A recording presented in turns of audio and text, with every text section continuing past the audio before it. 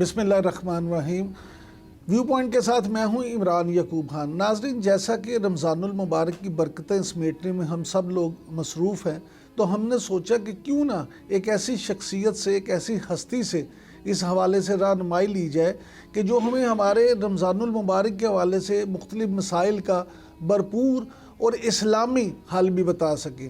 तो हमारे साथ इस वक्त इस प्रोग्राम में मौजूद हैं इंजीनियर मोहम्मद अली मिर्ज़ा साहब। Thank you very much sir, आपने वक्त दिया। सर, यहीं से शुरू करते हैं कि रमज़ानुल मुबारक के जो 3 अशरे हैं, हमने सुना कि एक रहमत का, एक मग़फ़रत का और एक जहन्नम से आज़ादी का। तो ये फरमाइएगा कि अल्लाह की जानिब से रोज़े फ़र्ज़ करने का असल मकसद क्या है, और हम ये तीनों जो अशरे हैं उनमें कैसे उसकी रहमतें समेट सकते हैं। ला हौला वला कुव्वता इल्ला बिल्लाह। अल्लाहुम्मा सल्लि अला मुहम्मद व अला आलि मुहम्मद। रब्बि इश्रह ली सदरी व यस्सिर ली अमरी वहलुल उक़दतम मिन लिसानी यफ़क़हू क़ौली। इमरान भाई, आपको जेलम अकेडमी में वंस अगेन वेलकम। अल्हम्दुलिल्लाह, एक साल के बाद अल्लाह ने तौफ़ीक दी, दोबारा से हम रमज़ान मुबारक 1447 हिजरी के पॉइंट ऑफ व्यू से बैठे हुए हैं।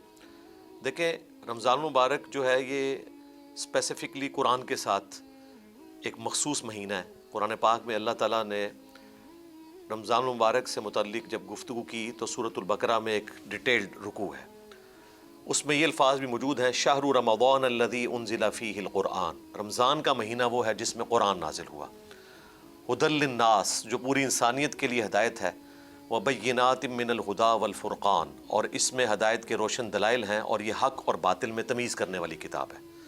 ये सेम नबी अलैहिस्सलाम के लिए भी है। सही बुखारी में मुहम्मदुन फ़र्क़ुन बैनन नास, मोहम्मद सल्लल्लाहु अलैहि वसल्लम लोगों में हक़ और बातिल में फ़र्क है। रोज़ों का मकसद भी उसी रुकू में बयान हो गया कि अल्लाह ताला ने फरमाया कि या अय्युहल्लज़ीना आमनू कुतिबा अलैकुमुस्सियाम, ए अहले ईमान, हमने तुम पर रोज़े फ़र्ज़ किए जैसा कि तुमसे अगली उम्मतों पर फ़र्ज़ किए थे जो पहले गुज़र चुकी, ताकि तुम तकवे की रविश इख्तियार कर सको। तो ये तकवा है खुदा के खौफ की वजह से गुनाहों से बचना, इसको तकवा कहा जाता है। इसमें अल्लाह ताला की तरफ से एक प्रैक्टिस है कि अल्लाह के हुक्म की वजह से हम उसकी जो हलाल करदा चीज़ें हैं उनको भी एक ख़ास टाइम पीरियड के लिए अपने ऊपर हराम कर लेते हैं। खाना पीना और बाकी सारी चीज़ें जो ममानियत की कैटेगरी में आती हैं, ये एक प्रैक्टिस है कि हम उस अल्लाह के हुक्म के ऊपर इस एक महीने में रोज़ाना प्रैक्टिस करते हैं कि हलाल चीज़ों को भी छोड़ देते हैं। तो बकिया के 11 महीनों में हमने उसकी हराम करदा चीज़ों को बदरजा औला छोड़ देना है। ये हमारी प्रैक्टिस करवाई जाती है।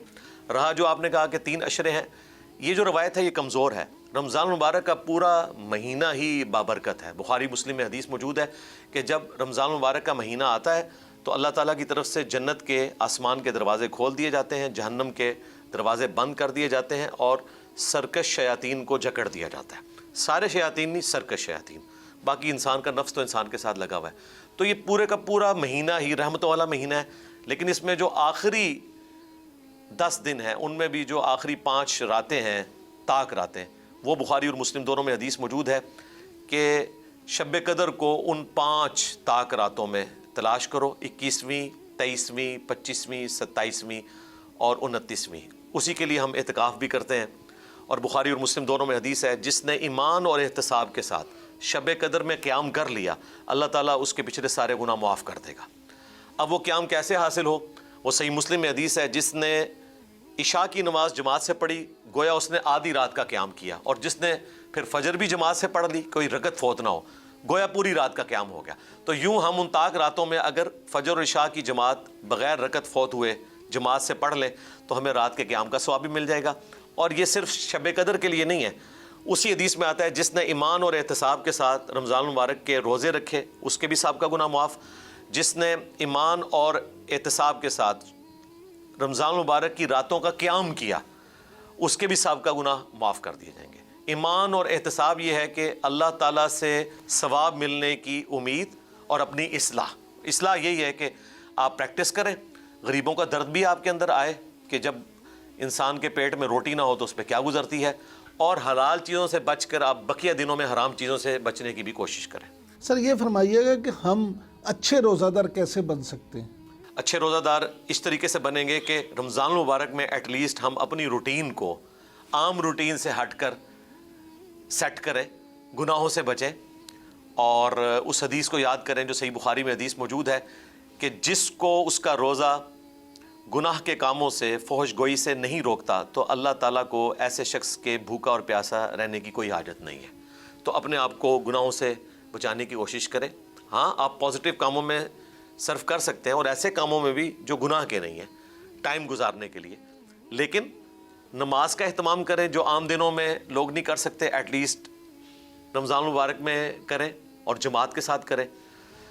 صحیح مسلم میں حدیث ہے کہ اگر بڑے گناہوں سے بچا جائے تو ایک رمضان سے دوسرا رمضان، ایک نماز سے دوسری نماز، اور ایک جمعے سے دوسرا جمعہ درمیان کے چھوٹے صغیرہ گناہوں کا کفارہ بن جائیں گے۔ بڑے گناہ تو صرف توبہ سے معاف ہوں گے اور اپنی اصلاح کرنے سے۔ تو روٹین یہ رکھیں کہ نمازوں کے اوپر استقامت اختیار کریں، قیام اللیل جتنا آسانی سے کر سکتے ہیں کریں۔ یہ ضروری نہیں کہ آپ نے جو ہے وہ 20 رکھتے ہیں یا 40 رکھتے پڑھنی ہے، آپ 2 رکھتے پڑھیں، 4 پڑھیں، وہ آپ کی مرضی، لیکن ایٹ لیسٹ کنسنٹریشن کے ساتھ قرآن پاک کو آپ سنیں اور کوشش کریں کہ ترجمے والا قرآن اپنے ہاتھ میں پکڑ لیں قیام کے دوران، اور اگر آپ مصحف نہیں پکڑ سکتے تو ایئر فلائٹ موڈ میں اپنا موبائل رکھیں اور جو عربی پڑھی جا رہی ہے اس کے نیچے دل ہی دل میں ترجمہ بھی پڑھتے جائیں تاکہ آپ کو پتہ چلے کہ قرآن میں کیا ہے۔ اور یہ ثابت ہے، صحیح بخاری میں زکوان تابعی کا عمل موجود ہے، المصنف ابن ابی شیبہ میں اس کی پوری سند موجود ہے۔ زکوان ایک غلام تھا سیدہ عائشہ کا جو ان کو قیام اللیل رمضان میں کروایا کرتا تھا مصحف ہاتھ میں پکڑ کے، اور مصنف ابن ابی شیبہ میں یہ بھی ملتا ہے کہ صحابہ اکرام بسا اوقات خود مصحف ہاتھ میں پکڑتے تھے، سامنے حافظ قرآن کھڑا کرتے تھے اور اپنی کنسنٹریشن کے لیے پڑھتے رہتے تھے اور اس کی غلطیاں بھی نکالتے تھے۔ امام بھی اس طریقے سے قیام کر سکتا ہے اور مقتدی بھی، اس سے کنسنٹریشن آپ کی لوز نہیں ہوتی۔ یہ جو لوگ قیام اللیل کرتے ہیں اور اکتا جاتے ہیں نا، ایک بار میرے کہنے کے اوپر یہ تجربہ کریں، انشاءاللہ تعالیٰ آپ کو اکتاہٹ نہیں ہوگی۔ ابھی آپ نے قیام اللیل کا ذکر کیا تو تراویح کے حوالے سے بڑی بحث کچھ عرصے سے چھڑ گئی ہے کہ تراویح جو ہے وہ فرض ہے نہیں ہے، کرنی چاہیے، پڑھنی چاہیے نہیں، آپ اس پہ کیا فرماتے ہیں؟ قیام اللیل کے بارے میں امت میں اجماع ہے کہ نفلی عبادت ہے۔ فرض نمازیں تو وہی ہیں، فجر کے 2 فرض، ظہر کے 4، عصر 4، مغرب 3 اور 4 عشاء کے۔ اس کے علاوہ جتنی بھی نمازیں ہیں ان کے لیے بخاری اور مسلم میں نفلن کا ورڈ یوز ہوا ہے، حتیٰ کہ سب سے زیادہ اہم جو سنتیں ہیں ان کے لیے بھی نفلن کا ورڈ یوز ہوا ہے۔ بخاری اور مسلم میں اما عائشہ کہتی ہیں کہ نبی علیہ السلام اپنی نفلی نمازوں میں سب سے زیادہ اہتمام فجر سے پہلے 2 رکعتوں کا کرتے تھے۔ اس میں الفاظ ہیں نفلن، نفل کہتے ہیں عربی میں اضافی نماز کو۔ اگر فجر کی 2 سنتیں نفل ہیں نا تو باقی سنتیں تو اس کے مقابلے پہ چھوٹی ہیں، کیونکہ فجر کی 2 سنتیں وہ ہیں جو صحیح مسلم میں ہے، نبی علیہ السلام نے سفر میں بھی نہیں چھوڑی۔ تو یہ قیام اللیل جو ہے جسے ہم تراویح بھی کہتے ہیں رمضان المبارک کے اندر، نبی علیہ السلام تو پورا سال یہ پڑھتے تھے، ہمارے لیے مشروع کیا گیا کہ ایٹ لیسٹ ہم رمضان میں اہتمام کریں۔ یہ اضافی نماز ہے، یہ اگر کوئی پڑھتا ہے تو ثواب ہے جو میں فضیلت پہلے بتا چکا، اور اگر کوئی نہ پڑھے اس کا روزہ بالکل درست ہے۔ یہ الگ سے ایک نفلی عبادت ہے، یہ ضروری نہیں کہ آپ نے ضرور پڑھنی ہے، پڑھیں گے تو بہت اچھی بات ہے۔ اچھا سر، یہ فرمائیے گا کہ بہت ساری احادیث ہیں جن سے یہ پتہ چلتا ہے کہ رمضان المبارک میں اگر آپ کوئی نیک کام کرتے ہیں تو عام روٹین سے اجر بڑھ جاتا ہے، تو یہ فرمائیے گا کہ یہ جو اجر بڑھنے کا فلسفہ ہے اس کے پیچھے اصل میں کیا وجہ کیا ہے؟ دیکھیں، یہ تو شریعت کا حکم ہے، اور ایٹ لیسٹ 1 مہینہ تو انسان اپنی زندگی میں کنسنٹریشن کے ساتھ اپنے رب کو دے، اور اس میں بھی آخری عشرہ، تو یہ ترغیب دلائی گئی ہے، اللہ تعالیٰ کی طرف سے پیکیجز ہیں۔ اور ایک فائدہ اس مہینے کا یہ ہے کہ آپ سال کے بعد زکوٰۃ کیلکولیٹ کر سکتے ہیں۔ ویسے تو آپ سال میں کسی بھی وقت زکوٰۃ دے سکتے ہیں، لیکن کیلکولیشن کے لیے تو 1 مہینہ رکھنا ہے، اور وہ آپ نے لیونر رکھنا ہے، چاند کا، کیونکہ ہماری جو زکوٰۃ ہے وہ لیونر ایئرس کے اعتبار سے، سولر ایئرس کے اعتبار سے نہیں۔ آلموسٹ 36 سال کے بعد 1 سال کا فرق پڑ جائے گا، تو کیلکولیشن رمضان میں کریں، بھلے آپ رمضان سے پہلے نکال لیں، رمضان کے بعد نکالیں، وہ آپ کی اپنی مرضی ہے، ڈپینڈنگ اپون کہ جس کی ضرورت ہے اس وقت اس کو دی جائے، وہی ثواب زیادہ ہے۔ ہو سکتا ہے رمضان سے زیادہ آپ کو ثواب ملے اگر آپ ایک بندے کو شعبان میں دے دیں جب اس کی ضرورت ہے، بچے کی فیس اسکول کالج کی اس نے جمع کروانی ہے، یا آپ راشن ڈلوا کے دیتے ہیں۔ تو رمضان ایک اللہ تعالیٰ کی طرف سے خاص مہینہ ہے، سیلیبریٹ کیا جاتا ہے، ہر سال سیلیبریٹ ہوتا ہے قرآن پاک کی وجہ سے، اور اس اعتبار سے بھی کہ مسلمان اس میں روزہ رکھ کے دن کے وقت اپنے جسمانی وجود کو کمزور کرتے ہیں اور رات کو اس کمزوری کے باوجود روحانی وجود کو مضبوط کرتے ہیں قرآن سن کے۔ رمضان المبارک ہمیں صبر، برداشت اور تحمل کا حکم دیتا ہے، لیکن عام طور پہ دیکھا گیا کہ ہمارے ہاں مذہبی مسائل جو ہیں وہ رمضان میں زیادہ بڑھ جاتے ہیں۔ اس کی کیا وجہ؟ اس کی وجہ یہ کہ رمضان کے سوا باقی مہینوں میں لوگ مذہب کو سیریس ہی نہیں لیتے، سوائے ربیع الاول کے چند دن یا محرم کے۔ ہم تو سیزنل مسلمان بن چکے ہیں۔ حالانکہ میں ٹی وی چینل سے کہتا ہوں کہ بھائی ہم تو فی سبیل اللہ بیٹھے ہوئے ہیں، جب چاہیں آپ پروگرام ریکارڈ کریں اور ہمارے لوگوں تک، پڑھے لکھے عوام تک دین کا پیغام پہنچائیں۔ تو یہ وجہ ہے، اسی وجہ سے باقی بحثیں بھی چھڑنا شروع ہو جاتی ہیں انہی مہینوں کے اندر۔ مختلف مکاتب فکر کے لوگ جو ہیں وہ لا کے میڈیا پہ بٹھائے جاتے ہیں، تو صرف رمضان کے مسائل ڈسکس نہیں ہوتے، وہ اپنے اختلافی موضوعات بھی چھیڑ لیتے ہیں اور یوں سوشل میڈیا کے اوپر بھی بحثیں شروع ہو جاتی ہیں۔ یہ اس کے پیچھے ریزن ہے۔ اچھا سر، یہ فرمائیے گا کہ روزے کا، سحری کا، افطاری کا اذان کے ساتھ کیا تعلق ہے؟ اگر کوئی شخص لیٹ اٹھتا ہے اور سحری شروع کرتا ہے اور ساتھ ہی اذان ہو جاتی ہے، تو بعض علماء کرام کے مطابق وہ پیٹ بھر کے روٹی کھا سکتا ہے، اس کو یہ گنجائش ہے، لیکن بعض کہتے ہیں کہ نہیں جی، جیسی اذان ہوگی اس کو ہاتھ روک لینا چاہیے۔ دیکھیں، دونوں اپنی جگہ کسی حد تک درست ہیں، لیکن جو اس میں حق بات ہے وہ یہ ہے کہ اس کی کوئی روٹین نہ بنائے۔ کبھی کبھار اگر کوئی شخص لیٹ اٹھا ہے، بشرطے کہ ختم سحری نہ ہوئی ہو، مثال کے طور پر ختم سحری ہو رہی ہے اگر 5:35 اور کوئی 5:25 پہ اٹھا صبح کے وقت اور کھانا شروع کیا، اب 5:35 سے بھی 2-4 منٹ اوپر ہو گئے یا اذان شروع ہوگی، اور اذان بھی 5:35 کے پوائنٹ آف ویو سے ہونی چاہیے۔ یہ نہیں کہ اذان 5 منٹ پہلے شروع ہو جائے یا 10 منٹ بعد۔ اذان نماز فجر کے لیے ہوتی ہے، وہ ختم سحری کے لیے نہیں ہوتی۔ اگلے زمانوں میں ایسا ہی تھا کہ ختم سحری کے لیے ہوتی تھی۔ بخاری مسلم میں آیا کہ حضرت بلال حبشی جو ہیں وہ اٹھانے کے لیے اذان دیا کرتے تھے، تہجد کی اذان جو آج کل اہل حدیث کے ہاں دی جاتی ہے، یہ سنت ہے۔ اور عبداللہ ابن ام مکتوم، وہ نابینا صحابی تھے، وہ ختم سحری کی اذان دیتے تھے۔ لیکن آج کل ختم سحری کی اذان نہیں ہوتی ہے، اناؤنسمنٹ ہو جاتی ہے، لوگ اپنی کلاکس دیکھ لیتے ہیں، اس میں بھی اسٹینڈرڈ ٹائم ہونا ضروری ہے۔ تو اسٹینڈرڈ ٹائم کے مطابق اذان ہو یا نہ ہو، آپ نے روزے کو ختم کر دینا ہے وہاں پر، اس کی سحری کو۔ یہ نہیں ہے کہ اذان نہیں ہوئی تو میں کھاتا رہوں۔ ہاں، بیچ میں جو ٹرانزیشن پیریڈ آتا ہے ان لوگوں کے لیے جو تھوڑا لیٹ اٹھے، تو وہ ابو داؤد میں حدیث موجود ہے کہ اگر کوئی شخص سحری کر رہا تھا، اس دوران اذان شروع ہوئی، مراد یہ کہ ختم سحری ہو گئی، تو جو اس کے سامنے پلیٹ ہے اس میں سے تھوڑی سی حاجت پوری کر لے۔ وہ ٹرانزیشن پیریڈ ہے، اس کی چھوٹ کئی اور جگہوں پر ہے، جس طرح کہ بخاری مسلم میں حدیث ہے، جس نے طلوع فجر سے پہلے فجر کی 1 رکعت پا لی، طلوع آفتاب سے پہلے، تو اس نے فجر کی نماز پا لی، اور جس نے غروب آفتاب سے پہلے عصر کی 1 رکعت پا لی، اس نے عصر کی نماز پا لی۔ اگرچہ 3 رکعتیں اس کی مغرب کے وقت میں ہو رہی ہیں، لیکن وہ ٹرانزیشن پیریڈ جو ہے اس کا بینیفٹ آف ڈاؤٹ اس کو دے دیا جاتا ہے، لیکن اس کی روٹین نہیں بنا سکتے۔ میں نے بعض اہل حدیث کی مساجد میں یہ دیکھا ہے کہ وہ اذانیں شروع ہوتی ہیں تو فوراً پانی کی طرف لپکتے ہیں کہ جی وہ اذانیں شروع ہو گئی ہیں۔ اس وقت اگر آپ پانی کی طرف لپکے تو آپ کا روزہ گیا۔ آپ پہلے ہی اس کو کنکلوڈ کریں، یہ تو ایک خاص سچویشن میں آسانی تھی۔ یہ اسی طریقے سے ہے کہ ایک شخص جو ہے وہ لیٹ ہوا اور رکعت میں رکوع میں شامل ہوا تو اسے رکعت مل جائے گی، لیکن ایک شخص روٹین میں بیٹھا ہوا ہے کہ امام رکوع میں جائے تو میں شامل ہوں گا، اسے رکعت نہیں ملے گی۔ بالکل ٹھیک۔ اچھا سر، یہ فرمائیے گا کہ رمضان المبارک میں خود کو قابو رکھنے کا کیا طریقہ ہے؟ زبان میں قابو رکھیں، یہ سب سے ضروری چیز ہے۔ بخاری اور مسلم دونوں میں حدیث موجود ہے، حدیث قدسی ہے۔ نبی علیہ السلام کہتے ہیں کہ اللہ تعالیٰ فرماتا ہے کہ روزہ ڈھال ہے اور روزہ خاص میرے لیے ہے، اور میں ہی اپنے بندے کو اس کی جزا دوں گا۔ اور ایک حدیث میں الفاظ ہے، میں ہی اس کی جزا ہوں۔ روزہ دار کے لیے 2 خوشیاں ہیں، ایک افطار کے وقت اور دوسرا جب وہ اپنے رب سے ملاقات کرے گا۔ یہ اسی حدیث کے اندر الفاظ ہیں، اور یہ اللہ تعالیٰ کی طرف سے نبی علیہ السلام نے بیان کیا۔ اس میں آگے الفاظ ہیں کہ جب تم روزے کی حالت میں ہو تو فحش گوئی سے پرہیز کرو، اور اگر کوئی تم سے جھگڑا کرے تو بس اتنا کہہ دو کہ میں روزے سے ہوں، آگے اس کو آگے نہ لے کر چلو۔ تو یہ برداشت آپ کے اندر ہونی چاہیے۔ اور بخاری کی ایک اور حدیث ہے کہ جس کو اس کا روزہ فحش گوئی سے، گناہ کے کاموں سے نہیں روکتا، تو اللہ تعالیٰ کو ایسے شخص کے بھوکا پیاسا رہنے کی حاجت نہیں ہے، اگرچہ اس کا روزہ ادا ہو جائے گا، فرض ادا ہو جائے گا۔ یہ بعض لوگ جو ہے نا پھر نیگیٹو طرف چل پڑتے ہیں کہ جی روحانیت نہیں تو کیا رکھنا روزہ، نماز میں میرا دھیان بٹ جاتا ہے۔ بھائی دھیان بٹ جائے تب بھی فرض آپ نے ادا کرنا ہے، آپ کی طرف سے وہ ادا ہو جائے گا۔ اس لیے آپ دیکھیں، آج تک کسی محدث، کسی مفسر، کسی فقیہ نے خشوع خضوع کو نماز کے فرض کے طور پر نہیں گنوایا جو آپ کو 7 فرائض گنوائے جاتے ہیں. ہمیشہ یہ کہا جاتا ہے کہ اگر آپ کا تشہد رہ جائے تو سجدہ صاف کریں. کبھی کسی نے نہیں کہا کہ کنسنٹریشن لوز ہو جائے. ہاں رکعت بھول جائیں تو سجدہ صاف کریں, کم شمار کر کے اور ایک اضافی ملا کر اینڈ پہ کریں.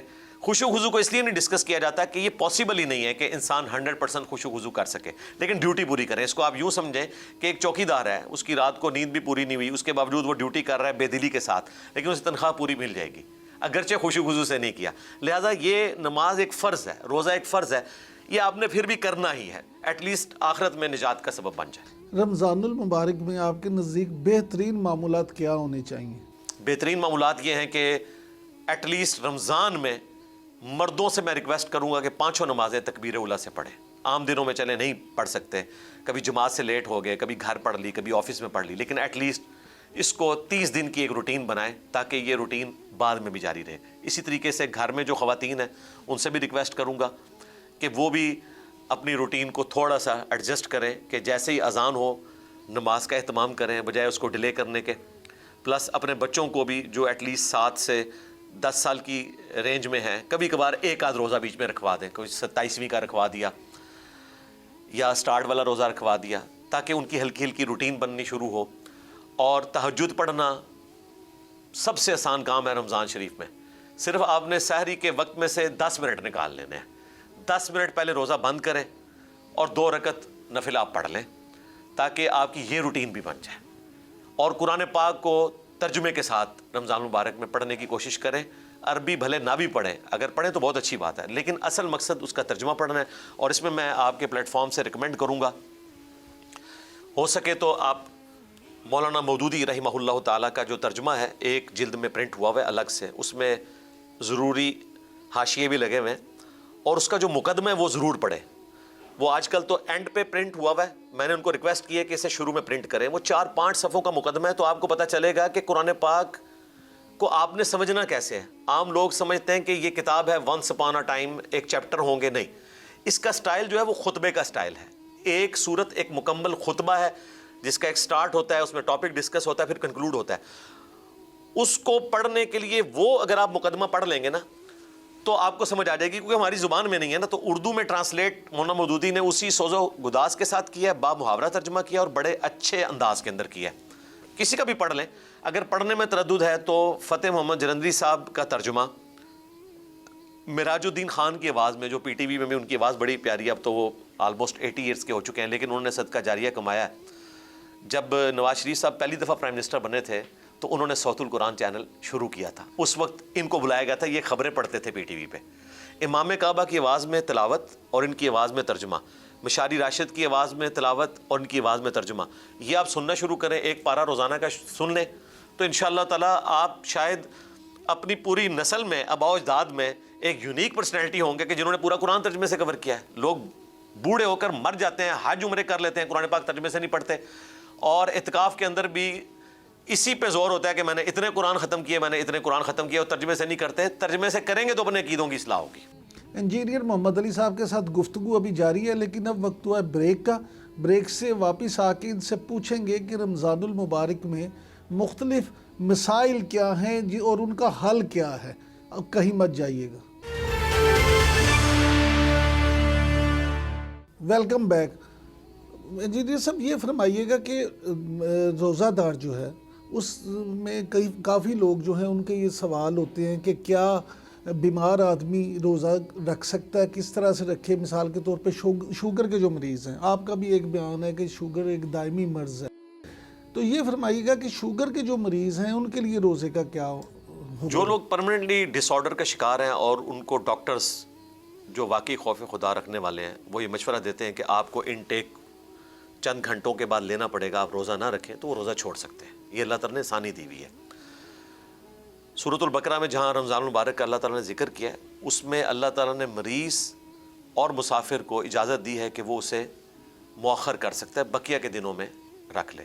اور اسی کی ایکسٹینشن آئی ہے جامع ترمذی میں, سنن نبی داؤد, سنن نسائی, ابن ماجہ میں, کہ نبی علیہ السلام نے حاملہ عورت اور دودھ پلانے والی عورت کو بھی اجازت دی ہے کہ وہ بقیہ کے دنوں میں اپنے روزے پورے کر لے. لیکن اب ایک عورت پریگننٹ ہوئی, پھر 2 سال دودھ پلایا، پھر پریگننٹ ہو گئی اور 2 سال دودھ پلایا کرتے کرتے 6-7 سال کے روزے جمع ہو گئے، تو لا یکلف اللہ نفسا الا وسعها، اللہ تعالیٰ کسی جان پر اس سے بڑھ کر بوجھ نہیں ڈالتا جتنا وہ برداشت کر سکتا ہے، تو بس وہ فدیہ دے دے۔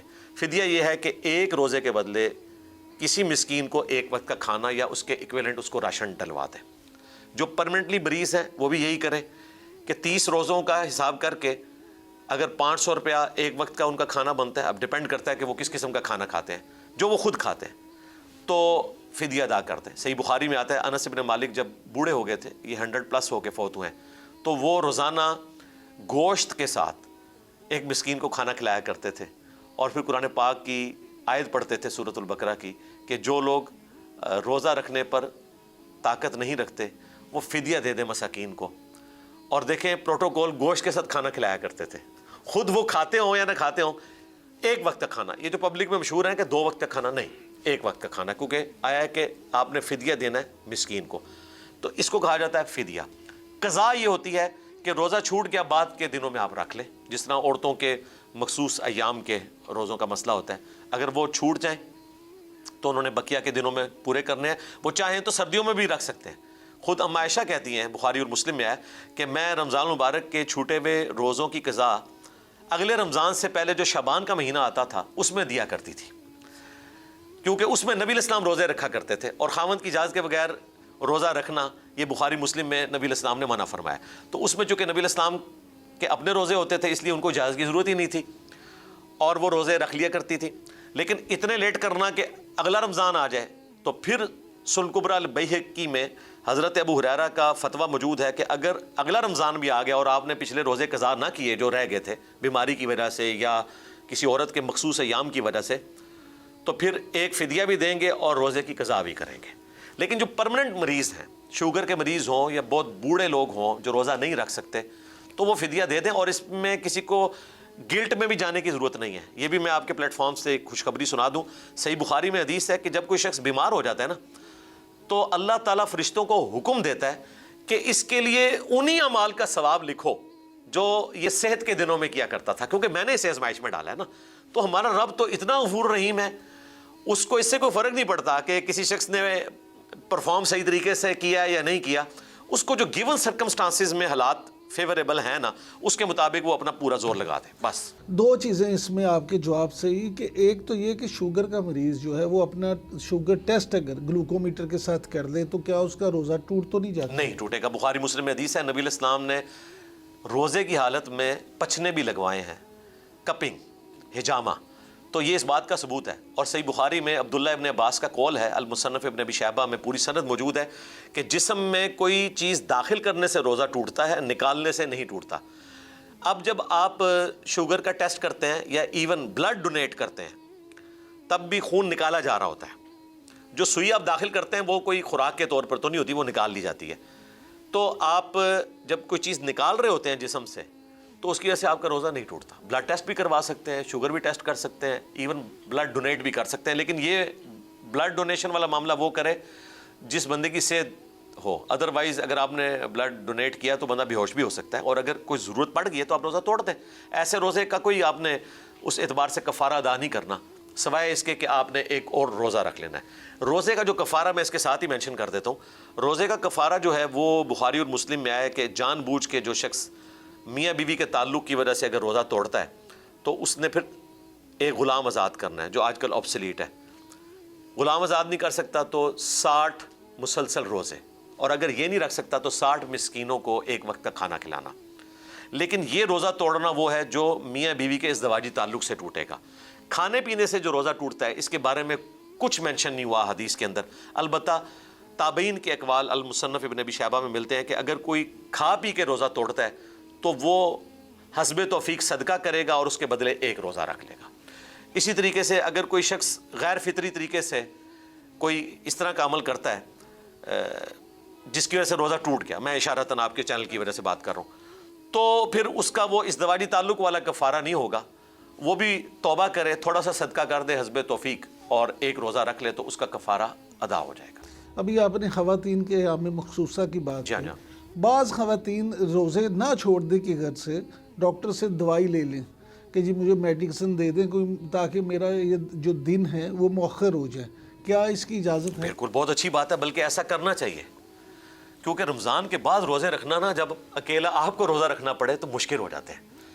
ایسا ہی کریں۔ اور اس میں ایک اور چیز ایڈ کروں، جو عورتیں حج اور عمرے پر جاتی ہیں، بعض اوقات ان کے ساتھ والے جو مرد ہیں وہ بیچارے ذلیل و خوار ہو جاتے ہیں، اسی وجہ سے ان کو رکنا پڑ جاتا ہے، تو ان کو بھی چاہیے کہ مخصوص ایام کو ڈیلے کرنے کے لیے ادویات استعمال کریں، تاکہ انہی دنوں میں، اگرچہ اس کا سلوشن موجود ہے اس اعتبار سے کہ عورتیں اپنا وہ طواف ڈیلے بھی کر سکتی ہیں، لیکن ساتھ مرد بیچارہ ویسے ہی ٹانگا جاتا ہے، وہ اکیلا پھر جا رہا ہوتا ہے حرم، عورت کو وہ چھوڑ کے جاتا ہے اپنے ہوٹل میں، تو اس کو ٹینشن پڑی رہتی ہے۔ اور اگر آپ عمرے کے لیے گئے ہیں 10 دنوں کے لیے، 5 دنوں کے لیے، اور وہیں پہ پیریڈز کا سلسلہ شروع ہو جائے، تو بہتر یہ ہے کہ ادویات کا استعمال کریں، یہ جائز ہے۔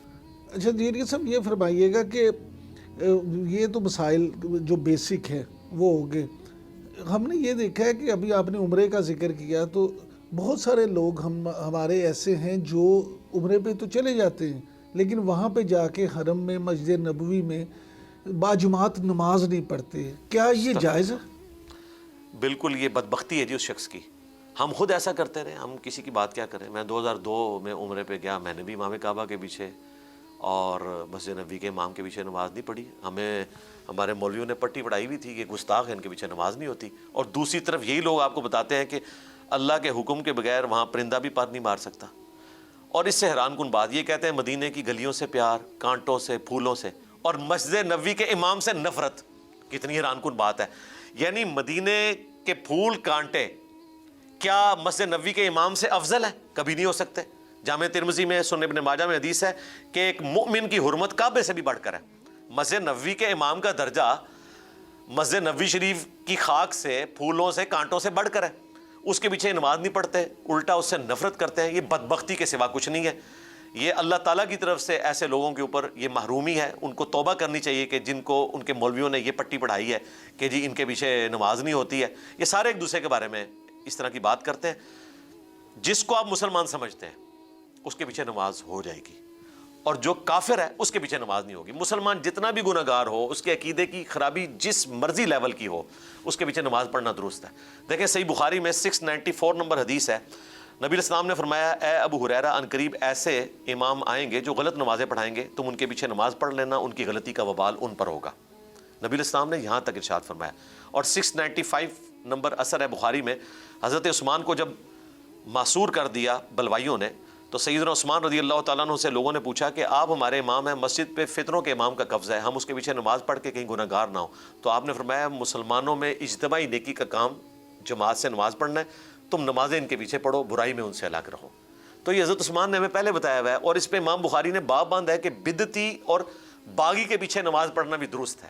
البتہ جو فرقے اسلام سے نکل چکے ہیں، جس طرح اہل سنت کا ایک آف شوٹ ہے جن کو ہم سب کانٹیننٹ میں قادیانی کہتے ہیں، حنفی قادیانی، انہوں نے ختم نبوت کے حوالے سے ایک ایسا عقیدہ رکھا کہ امت نے ان کو دائرہ اسلام سے نکالا، ان کے پیچھے ظاہر نماز نہیں ہوگی۔ اسی طریقے سے اہل تشیع کا ایک آف شوٹ ہے جو شام میں پایا جاتا ہے، نصیریہ، جو علی اللہ کا عقیدہ نعوذ باللہ رکھتے ہیں، ان کو اہل تشیع نے اسلام سے خارج کر دیا۔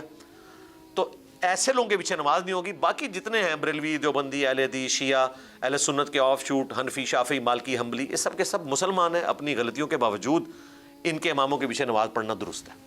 یہ فرمائیے گا کہ شب قدر، جیسا کہ رمضان المبارک میں آپ نے پہلے خود بھی ذکر کیا کہ اس کے لیے بھی اس کا بڑا درجہ ہے، اور اس کے لیے بندے کو زیادہ سے زیادہ عبادت بھی کرنی چاہیے، تو شب قدر کی نشانیاں کیا ہیں؟ یہ جو عام بہت سارے لوگ کہتے ہیں کہ جی اس میں پانی دودھ بن جاتا ہے، اور یہ اس پہ ذرا یہ دودھ اس وقت بنتا تھا، اور سمندر کا پانی شہد کی طرح میٹھا اس وقت ہوتا تھا جب سی سی ٹی وی کیمرہ نہیں ہوتا تھا۔ ہاں، اب جناب جب سے ہمارے پاس سی سی ٹی وی کیمرہ آیا ہے، ان لوگوں کے جھوٹ پکڑے گئے۔ الحمدللہ سائنس نے جہاں توہمات کو ذلیل کیا ہے نا، وہیں پر مذہبی رسومات جو بزرگ بابوں نے داخل کر دی تھی، نبی علیہ السلام کی تعلیمات نہیں تھی، اور یہ میں ان بابوں کی بات کر رہا ہوں جنہوں نے توہمات داخل کی۔ جو اچھے اوریجنل بابے ہیں ان سے تو ہم پیار کرتے ہیں، ان کی تو کتابیں ہم نے یہاں رکھی ہوئی ہیں۔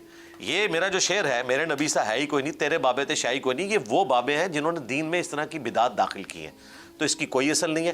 صحابہ کرام کو نہیں اپنے دور میں پتہ چلا کہ نشانی کیا ہے، اگرچہ قرآن پاک تو کسی ایک خاص رات میں نازل ہوا تھا، لیکن اللہ تعالیٰ نے اسے اسکیٹر کر دیا ہے. کبھی اللہ تعالیٰ اس کو سیلیبریٹ کرتے ہیں 21ویں کو، کبھی 23ویں کو، کبھی 25ویں کو، کبھی 27ویں کو، اور یہ ہر علاقے کے اعتبار سے ہے. یہ نہیں ہے کہ سعودیہ کے اعتبار سے دیکھنا ہے، یہ اللہ کی طرف سے ایک پروٹوکول ہے. امریکہ میں دن ہوتا ہے، ہمارے یہاں رات ہوتی ہے، تو لوگ یہ بھی پوچھ رہے ہوتے ہیں کہ جی وہ شب قدر کا کیا بنے گا. یہ اللہ کی طرف سے پروٹوکول ہے، 24 گھنٹے شب قدر ہے اللہ کی طرف سے، جہاں جہاں آتی جائے گی وہ مناتے جائیں اپنی. اچھا سر، یہ فرمائیے گا کہ یہ جو شب قدر کے حوالے سے آپ نے فرمایا ہے، اس کا مطلب ہم کیا یہ اخذ کر سکتے ہیں کہ اگر آپ عشاء کی نماز با جماعت پڑھیں اور پھر فجر کی نماز با جماعت پڑھیں تو آپ کو شب قدر مل گئی؟ جی مل گئی. صحیح مسلم میں حدیث ہے، جس نے عشاء کی نماز جماعت سے پڑھی اور پھر فجر کی بھی جماعت سے پڑھی، اسے پوری رات کے قیام کا ثواب ملے گا. تو یہ سب سے آسان طریقہ ہے قیام اللیل پانے کا، اور رمضان مبارک کے آخری عشرے کا مقصد ہی قیام اللیل کے ذریعے اللہ تعالیٰ کو راضی کرنا اور شب قدر کو حاصل کرنا ہے. شب قدر کو حاصل کرنا یہ نہیں ہے کہ کوئی آپ کو نشانی دکھا دی جائے گی یا حضرت جبرائیل علیہ السلام آ کے آپ سے مصافحہ کریں گے. یہ کوئی چیز نہیں ہے، صرف آپ نے قیام کرنا ہے. اور شب قدر کی جو فضیلت ہے وہ تو روزانہ ہوتی ہے. بخاری مسلم میں حدیث ہے کہ جب آخری تہائی رات رہ جاتی ہے تو اللہ تعالیٰ آسمان دنیا پہ نزول فرماتا ہے جیسا کہ اس کی شان کے لائق ہے، اور کہتا ہے کہ ہے کوئی مجھ سے مانگنے والا میں اسے عطا کروں، ہے کوئی رحمت کا طلبگار میں اسے عطا کروں، ہے کوئی بخشش کا طلبگار میں اسے عطا کروں، ہے کوئی رزق مانگنے والا میں اسے عطا کروں. یہ تو روزانہ ہی فضیلت حاصل ہوتی ہے. ہاں شب قدر والی جو فضیلت ہے وہ مغرب سے لے کر فجر تک رہتی ہے، اور عام دنوں میں آخری تہائی رات روزانہ رہتی ہے. انجینئر صاحب سے گفتگو ابھی جاری ہے، ابھی وقت ہے بریک کا، کہیں مت جائیے گا. آپ کو گرفتار کیوں کیا گیا؟ 103 دن آپ قید بھی رہے، یہ دن کیسے گزرے؟ اس رمضان میں میری گرفتاری کہاں سے آ گئی تھی؟ دیکھیں یہ تو پوری سٹوری ہے. گرفتار کیوں کیا گیا؟ ظاہر ہے ریاست پینک کر گئی جتھوں کے ہاتھوں، اور اس کی وجہ سے یہ سب کچھ ہوا. باقی ہم اللہ کی رضا پہ راضی ہیں. اس میں سے پازیٹیو رزلٹ یہ نکلا ہے کہ اس کے بعد آپ نے دیکھا کئی ایک تبدیلیاں آئی ہیں. میں اندر گیا ہوں تو جو باہر لوگ دندناتی پھر رہے تھے، لوگوں کے اوپر توہین مذہب کے مقدمات بناتے تھے، وہ سارے کے سارے اندر ہو گئے. اور میرے باہر نکلنے کے بعد میرے آواز اٹھانے کی برکت سے کئی لوگوں کی بحث بھی ہوئی ہیں جن کو جھوٹے مقدمات میں پھنسایا گیا تھا. تو بیسیکلی تو ایک رائولری چل رہی تھی علماء کے ساتھ.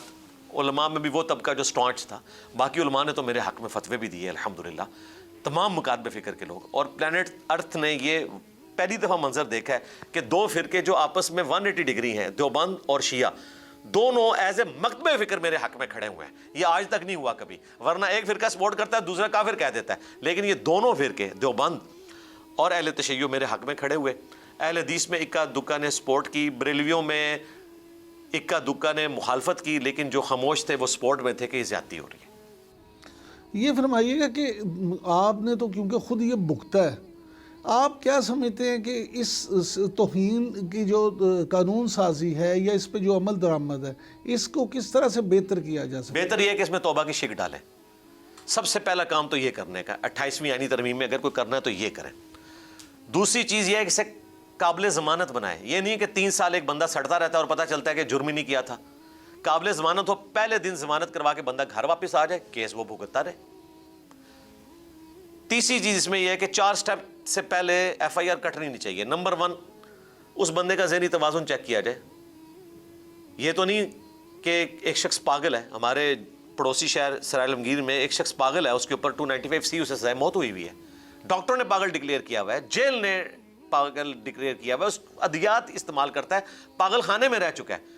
حالانکہ صحیح بخاری میں مولا علی کا قول ہے، جامع ترمذی میں مولا علی نے نبی علیہ السلام سے روایت کیا کہ 3 لوگوں سے قلم اٹھا ہوا ہے، پاگل شخص، سویا ہوا، اور جو نابالغ شخص ہے، اس پہ انہوں نے دفعہ کاٹی ہوئی ہے. تو اس طرح کے معاملات ہیں. ذہنی توازن چیک کیا جائے. دوسرے نمبر پہ ویڈیو کانٹیکسٹ کے ساتھ دیکھی جائے. تیسرے نمبر کے اوپر اس کی فرینسک کروائی جائے کہ ویڈیو اوریجنل ہے یا 2 نمبر ہے. اور چوتھے نمبر پہ اگر واقعی چیزیں ثابت ہوں تو اس کو بتایا جائے تمہاری سزا یہ ہے، اور پھر کاؤنسلنگ کروائی جائے علماء سے. اگر وہ معافی مانگ لیتا ہے تو FIR کٹنی نہیں چاہیے، کیونکہ FIR کا مطلب یہاں لوگ یہ سمجھتے ہیں کہ گستاخ ہو گیا، حالانکہ وہ فرسٹ انفارمیشن رپورٹ ہوتی ہے. لیکن کیا جو مدعی ہو ایسے مقدمات کا، اس کا کردار اور اس کا ماضی نہیں جانچنا چاہیے؟ وہ تو پھر سارے فارغ ہو جائیں گے. حقیقت بات ہے، مدعی تو پیڈ قسم کے لوگ ہوتے ہیں، اور کئی ایسے مدعی ہیں جو کئی جگہوں پر ایک ہی مدعی ہوتا ہے، ایک ہی پارٹی ہوتی ہے، اور اس کے اگینسٹ لوگوں سے پیسے کھاتے ہیں. سر یہ فرمائیے گا کہ آخری عشرے میں اعتکاف جو ہے اس کے حوالے سے دین میں کیا حکم ہے؟ اعتکاف شب قدر کو تلاش کرنے کے لیے، اور اس میں یہ ہے کہ آپ 21ویں کی جو رات ہے اس کا کچھ حصہ آپ نے ضرور مسجد میں گزارنا ہے۔ بہتر تو یہ ہے کہ آپ 20ویں کی مغرب سے پہلے پہلے چلے جائیں، لیکن اگر آپ لیٹ بھی ہو گئے تو 21ویں کی جو طلوع فجر ہے اس سے پہلے پہلے آپ مسجد میں داخل ہو جائیں، اور اپنے وقت کو آپ خدا کے لیے گزاریں، اس اعتبار سے کہ جیسا کوئی فقیر کسی بادشاہ کے دروازے کے باہر بیٹھ جاتا ہے کہ یا اللہ تو نے مجھے بخشنا ہے، تو یہ آپ نے ایک دھرنا دینا ہے، یہ اوریجنل مدنی دھرنا ہے جو اللہ تعالیٰ کی بارگاہ میں آپ نے دینا ہے۔ افسوس کے ساتھ میں اعتکاف میں بھی لوگوں کو دیکھتا ہوں کہ ان کی بھی جماعت رہ جاتی ہے، یعنی وہ نماز سے پہلے مختلف ایکٹیویٹیز میں رہتے ہیں، جیسے ہی نماز کا وقت آتا ہے ٹوائلٹ چلے جاتے ہیں۔ تو ایٹ لیسٹ اعتکاف والوں کو تو اعتکاف کے 10 دن پہلی صف میں تکبیر اولیٰ کے ساتھ ساری نمازیں پڑھنی ہیں۔ میں کہتا ہوں ان کا مقصد پورا ہو گیا، یہ پریکٹس کروانی تھی، اور قرآن پاک ترجمے کے ساتھ پڑھیں، اور رات کا قیام کریں، جو قیام اللیل کرتے ہیں تراویح، اس میں ان کو رات کے قیام کا ثواب مل جائے گا۔ حضرت صاحب یہ فرمائیے گا کہ زکوٰۃ جیسے آپ نے کہا کہ آپ سارا سال لے سکتے ہیں، لیکن اگر کوئی بندہ سال میں پورے سال میں ہر مہینے زکوٰۃ نکال کے دیتا رہے اور اس کا پھر حساب رمضان میں کر دے؟ جی ٹھیک ہے، ایسے ہی کرنا چاہیے، ورنہ جس طرح آج کل گولڈ کی قیمت اتنی زیادہ ہو گئی ہے، آلموسٹ اب 5,30,000 روپیہ تولہ ہو گئی ہے، اور یہ بھی لوگ پوچھ رہے ہوتے ہیں کہ جی ہم کہاں سے زکوٰۃ دیں؟ او بھائی زکوٰۃ سونے کو توڑوا کر دیں، یہ تو نہیں کہ الگ سے آپ نے پیسے رکھنے ہیں۔ اسلام میں 7.5 تولے کو جیسے ہی تھریش ہولڈ پوائنٹ آپ کراس کریں گے تو آپ پہ ایک اللہ تعالیٰ کی طرف سے پینلٹی عائد ہے کہ آپ نے سال میں ایک دفعہ اس کا 2.5% یا 40واں حصہ اسے کہا جاتا ہے وہ آپ نے دینا ہے۔ اگر آپ کے پاس پیسے نہیں ہیں اس کو توڑوا کے دیں۔ یہ جو ہم پیسوں میں زکوٰۃ دیتے ہیں نا، یہ اجتہادن ہے، اصل تو آپ نے سونا ہی توڑوا کے دینا ہے۔ پہلے تو سونے کی ہی کرنسی ہوتی تھی، دینار ہوتے تھے سونے کے، اور اشرفیاں ہوتی تھی چاندی کی، درہم کہا جاتا تھا۔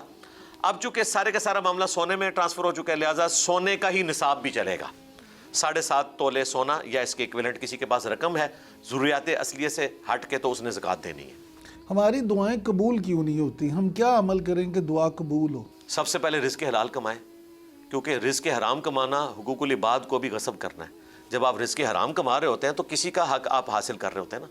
صحیح مسلم میں حدیث ہے کہ ایک شخص مسجد میں آ کے لمبے ہاتھ کر کے کہتا ہے یا رب یا رب یا رب، اور پرانگدہ حالت ہوتی ہے، بال اس کے بکھرے ہوئے، کپڑوں پہ گرد، یعنی عام لوگوں کو بھی اس کی حالت پہ ترس آئے، لیکن اللہ تعالیٰ ایسے کی دعا کیسے قبول کرے کہ جس کے کپڑے جو ہیں وہ حرام کے ہیں، جس کا جسم حرام کی خوراک سے پرورش چڑھا ہے، جس کی کمائی حرام کی ہے۔ تو رزق حلال کے لیے ایفرٹ پٹ کریں، اور آپ اللہ تعالیٰ کو عام دنوں میں بھی یاد رکھیں۔ جامع ترمذی میں حدیث ہے، جو شخص یہ چاہتا ہے کہ مصیبت اور پریشانی میں اللہ تعالیٰ اس کی دعائیں قبول کرے، اسے چاہیے کہ وہ آسودہ دنوں میں بھی اللہ کو یاد کرے۔ اور بخاری اور مسلم میں حدیث ہے، جو شخص یہ چاہتا ہے کہ اس کی عمر دراز کر دی جائے اور اس کے رزق میں برکت ہو، وہ اپنے رشتہ داروں کے ساتھ حسن سلوک کرے، ان کے اوپر مال خرچ کرے۔ جی صاحب یہ فرمائیے گا کہ اسلام میں جو صلہ رحمی کا حکم ہے، رمضان المبارک میں ہم کس طرح سے کن رشتہ داروں دوستوں کے ساتھ صلہ رحمی کر سکتے ہیں؟ سب سے قریبی رشتہ دار جو آپ کے ہیں، بہن بھائی، ان کے ساتھ حسن سلوک کریں۔ ماں باپ بیوی بچے تو ویسے ہی ساتھ ہیں نا۔ لوگ یہ بھی پوچھ رہے ہوتے ہیں کہ جی بہن بھائیوں کو زکوٰۃ دے سکتے ہیں؟ سب سے زیادہ حقدار زکوٰۃ کے بہن بھائی ہیں، سب سے قریبی رشتہ دار وہ ہیں، ان کے ساتھ حسن سلوک کریں۔